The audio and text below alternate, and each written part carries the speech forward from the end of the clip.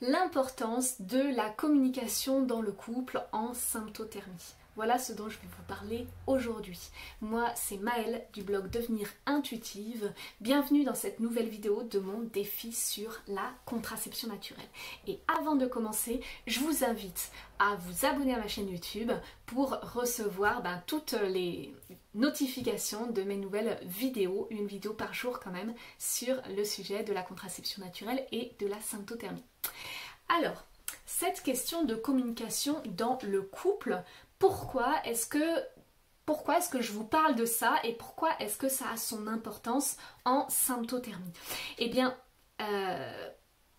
pour moi, ce qui est très important de comprendre en symptothermie, c'est que vraiment, il va falloir être très au clair déjà avec soi-même, mais en plus avec son partenaire de là où on en est dans notre cycle. Voilà, globalement, il y a deux phases, il y a trois phases, mais on va dire il y a la phase où on est fertile et puis en gros, il y a les moments où on est infertile.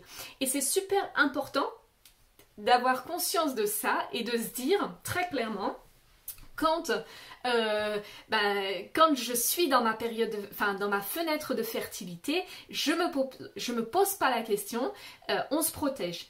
Mais du coup, on se protège, ça veut dire évidemment que mon compagnon soit au courant de là où j'en suis finalement dans mon cycle.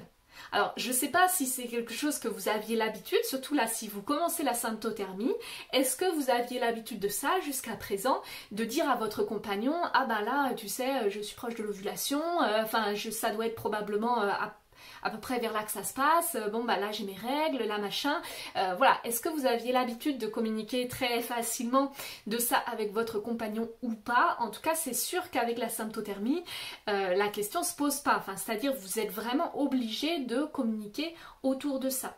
Que c'est vrai qu'avec un stérilet ou avec la pilule ou avec un implant ou autre chose, de toute façon voilà, on se dit de toute façon la question se pose pas. Ou alors si on utilise toujours les préservatifs, c'est pareil, la question se pose pas parce que on les utilise toujours, donc ce sera pas différent cette fois-ci des autres fois. Alors que là c'est quand même complètement différent si on est dans la phase infertile où on se dit mais totale liberté, il n'y a aucun problème, et puis on est dans la phase fertile. Et là, on se protège, notamment si vous utilisez des préservatifs dans cette période-là. Est-ce que vous en avez bien discuté avec votre partenaire pour être sûr que c'est totalement ok pour vous deux d'utiliser les préservatifs? Sinon, il y a d'autres solutions aussi, il peut très bien y avoir abstinence si vous êtes d'accord là-dessus, ou alors il peut très bien y avoir d'autres façons de vivre sa sexualité si vous êtes d'accord avec ça aussi. Voilà, mais en tout cas l'idée c'est que ça génère pas de frustration.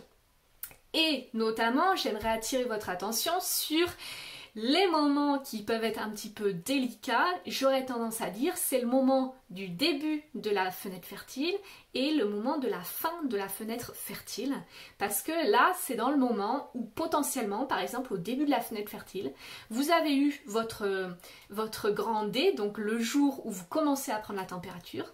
Peut-être qu'à ce moment-là vous n'observez pas encore le ressenti de la glaire cervicale et vous ne faites pas d'observation, et peut-être qu'il y a une part en vous qui se dit ah ouais mais là c'est considéré en phase fertile, mais en fait je suis pas vraiment en phase fertile parce que de toute façon j'observe pas la glaire. Dès qu'on est comme ça dans des petits trucs où on se dit oh ça va passer quand même, c'est là qu'il faut faire attention. Voilà. J'ai envie de dire, je pense que cette façon de dire ça va passer quand même, je pense que quand on est vraiment experte de la symptothermie, qu'on a plusieurs années d'expérience derrière nous, peut-être oui, là on peut se permettre de dire j'ai vraiment l'habitude d'observer ma glaire cervicale, je sais que ma température, finalement je la prends toujours un petit peu tôt, et là je sais vraiment que dans ce cycle-là, je suis sûre de ne pas être fertile à ce moment-là. Dans ce cas, peut-être en effet que ça peut passer. Mais quand on en est au début, en fait c'est juste très difficile de savoir, simplement parce qu'on n'est soi-même pas encore suffisamment précise dans nos observations pour être vraiment sûr de nous à 100%, quoi.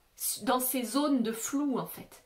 Et c'est pareil pour la question de la sortie de la phase fertile. Bon, si votre sortie de phase fertile, elle dure juste 3 jours, bah dans ce cas, c'est facile. Vous vous dites, ok, au soir du 3e jour, c'est bon. On peut, enfin, 3 jours donc de montée de température, avec des montées de température, enfin avec des températures vraiment significatives, on se dit voilà, c'est bon, je sors de ma phase fertile. Il n'y a pas de question à se poser. Mais si on a oublié de prendre une donnée et que du coup, bah, ça rallonge avec un 4e jour, ou si on a une donnée qui n'est pas vraiment fiable, enfin qui n'est pas vraiment significative, mais qu'on se dit oui, mais bon, c'est parce que j'avais mal dormi, ou parce que machin, ou quoi, et qu'on commence là encore à remettre en cause la méthode, ben forcément, c'est là qu'on risque de se faire avoir. Et c'est là qu'on peut se dire « Oh, au 3e jour, ça doit être bon », alors qu'en fait, bah non, c'est seulement au 4e jour que ce serait bon, et c'est véridique, quoi. C'est-à-dire, si vous avez un rapport au 3e jour qui n'est pas protégé, bah ça se trouve, derrière, vous tombez enceinte. Si c'est pas aujourd'hui, mais c'est demain, parce qu'aujourd'hui, je suis pas sûre d'être totalement sortie de ma phase fertile, et ben il n'y a pas de discussion, quoi. Enfin, à moins que vous vous dites, de toute façon, il arrive ce qu'il arrive. Ok, dans ces cas-là, si vous êtes dans cette phase-là, pas de problème. Mais si vous êtes vraiment dans une démarche de contraception, en vous disant, là, faut pas tomber enceinte, c'est tout, et ben dans ces cas-là, ça veut dire avoir la rigueur nécessaire pour utiliser vraiment de manière totalement conforme la méthode. N'hésitez pas à mettre un pouce en l'air si ce contenu vous a plu, à vous abonner à ma chaîne YouTube pour recevoir les nouvelles vidéos et on se retrouve demain.